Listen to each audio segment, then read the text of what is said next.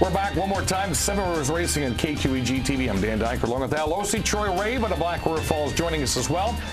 Late model rookie of the year, was it 2 years ago or 3? 2010. Came out of nowhere, and we're going to kind of touch on that program here. You were a relatively unknown to the racetrack. You had a couple sportsman races in before then. You had a nice deal with Ho-Chunk Casino and Dexter Bean, which obviously everybody knows who Dexter Bean is. He's out of racing now. Watching this kid play UW lacrosse football. Kind of walk us through how did you get into that late model situation in the first place? The Beans approached us, a couple years ago, and they came up with the idea of running late models, and I've always wanted to run a late model. So we said yeah and worked all winter, and everything went together as planned, and that's kind of where that fell into place there. Did you expect, we talked to a lot of our guests on the program, did you expect to jump into a late model and get Rookie of the Year?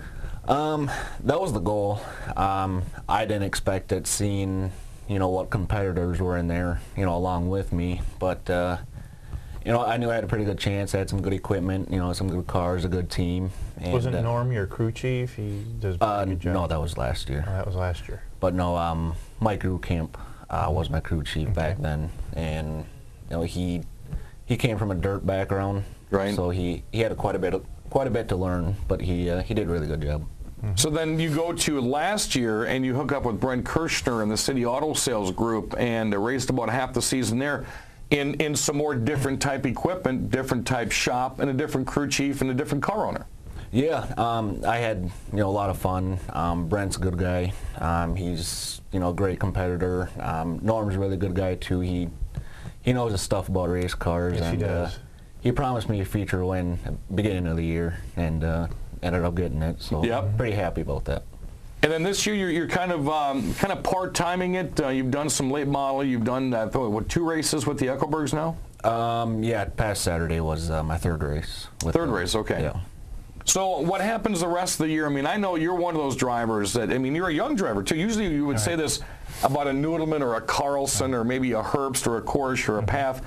Put them in any kind of a race car out there at La Crosse Speedway, and you can say, okay, they're going to run up front. Kevin Noodleman's been showing us that the past, we rained out 2 weeks ago, but last week did the same exact thing. Did a good job. And Troy, I kind of put you up there because I've seen you in 2 different classes now out there, and you're really not afraid to jump in any kind of a race car.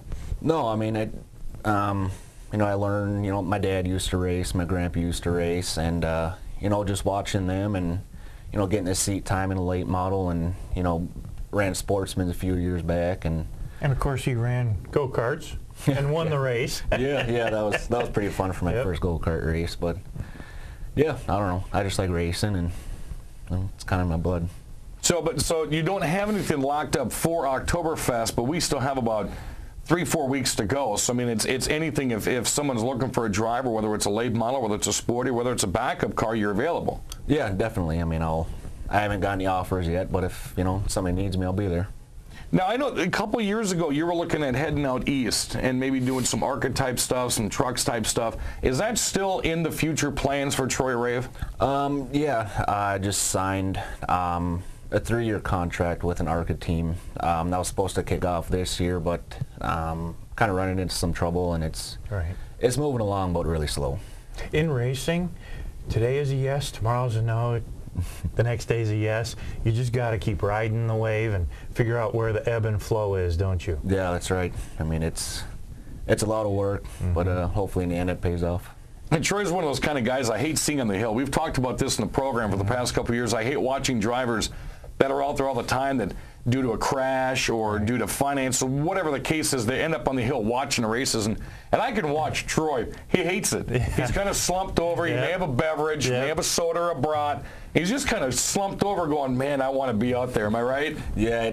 That's because your seat doesn't vibrate in the stands, does it? Yeah, it kills me every week, but I also like watching, so I'd rather be out on the track. Now, and we talked to somebody about this a couple of weeks ago. Do you find that you can pick up tidbits of information by watching the races where you stand and then take that into the seat of a sportsman or a late model and then put the two together?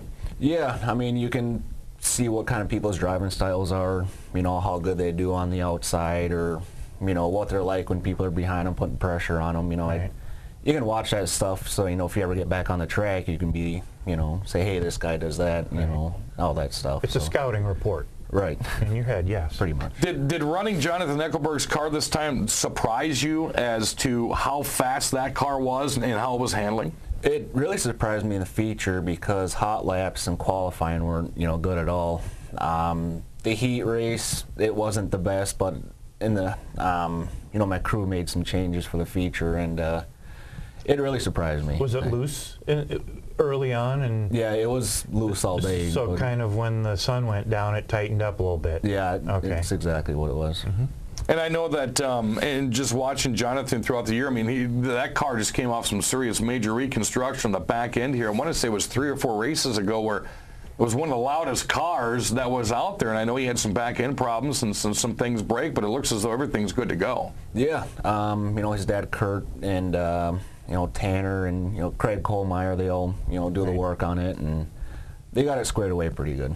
Do you want to congratulate, by the way, Jonathan Eckelberg. While you were racing, Yes. he was high atop a skyscraper in New York City getting engaged. Have you razzed him on Facebook yet? Because you know I did. I haven't really talked to him, no. That Mandy was telling me, you know, a couple of things that he was saying, and I haven't talked to him yet. I don't know if he's watched the video or not, but I'm pretty sure I'll talk to him pretty soon. And he's got to feel kind of good, though, coming back, because I even said it when we were announcing when I found out halfway through the night that he had gotten engaged, so I threw that out there, and all of a sudden Troy comes up and puts on him and Jack put on one of the best shows I've ever seen at the Lacrosse Speedway in a sportsman class, and I mean, everything went pretty good for Underdog that weekend. Yeah, but I bet there's a little bit of competitive nature in him that says, if Troy does this well in my car, I've got to prove myself now. Yeah, you know, and John, if you're watching, whatever he did to the car, whatever your dad did to the car, don't touch it, man, because he almost got a feature win out of that thing as well. I'd like to thank Troy Rave out of Black River Falls for joining us on the program. And, you know, Duncan, your brother, sat off camera pretty quiet today. Wasn't making faces. I was waiting for him to make me try to laugh. He did a pretty good job.